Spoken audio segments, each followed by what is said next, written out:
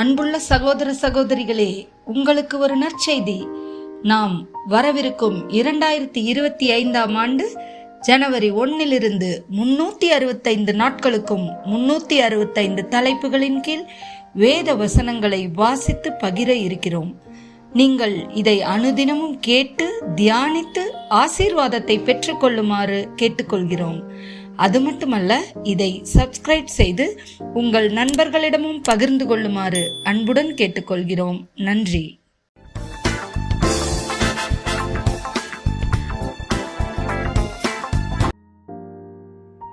இன்று நாள் 111.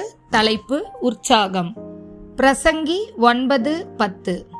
செய்யும்படி உன் கைக்கு நேரிடுகிறது எதுவோ அதை உன் பலத்தோடே செய். நீ போகிற பாதாளத்திலே செய்கையும் வித்தையும் அறிவும் ஞானமும் இல்லையே. 1 கொரிந்தியர் 9:24. பந்தய சாலையில் ஓடுகிறவர்கள் எல்லோரும் ஓடுவார்கள், ஆகிலும் ஒருவனே பந்தயத்தை பெறுவான் என்று அறியீர்களா? நீங்கள் பெற்றுக்கொள்ளத்தக்கதாக ஓடுங்கள். கொலோசேயர் 3:24. எதை செய்தாலும் அதை மனுஷருக்கென்று செய்யாமல் கர்த்தருக்கென்றே மனப்பூர்வமாய் செய்யுங்கள். ரோமர் 12:11. அசதியாய் இராமல் ஜாக்கிரதையாய் இருங்கள், ஆவியிலே அனலாயிருங்கள், கர்த்தருக்கு ஊழியம் செய்யுங்கள். நீதிமொழிகள் 16:3. உன் செய்கைகளை கர்த்தருக்கு ஒப்புவி, அப்பொழுது உன் யோசனைகள் உறுதிப்படும்.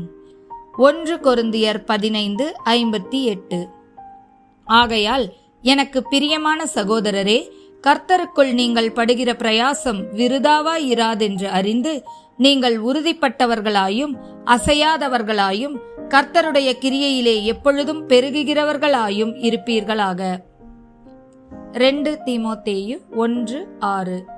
இதனிமித்தமாக நான் உன்மேல் என் கைகளை வைத்ததினால் உனக்கு உண்டான தேவ வரத்தை நீ அனல் மூட்டி எழுப்பிவிடும்படி உனக்கு நினைப்பூட்டுகிறேன். கலாத்தியர் 6:9. நன்மை செய்கிறதில் சோர்ந்து போகாமல் இருப்போமாக. நாம் தளர்ந்து போகாதிருந்தால் ஏற்ற காலத்தில் அறுப்போம்.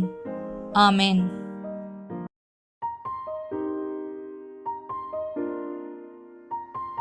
அன்புள்ள சகோதர சகோதரிகளே, உங்களுக்கு ஒரு நற்செய்தி. நாம் வரவிருக்கும் 2025 ஆண்டு ஜனவரி 1 365 நாட்களுக்கும் 365 தலைப்புகளின் கீழ் வேத வசனங்களை வாசித்து பகிர இருக்கிறோம். நீங்கள் இதை அனுதினமும் கேட்டு தியானித்து ஆசீர்வாதத்தை பெற்றுக்கொள்ளுமாறு கேட்டுக்கொள்கிறோம்.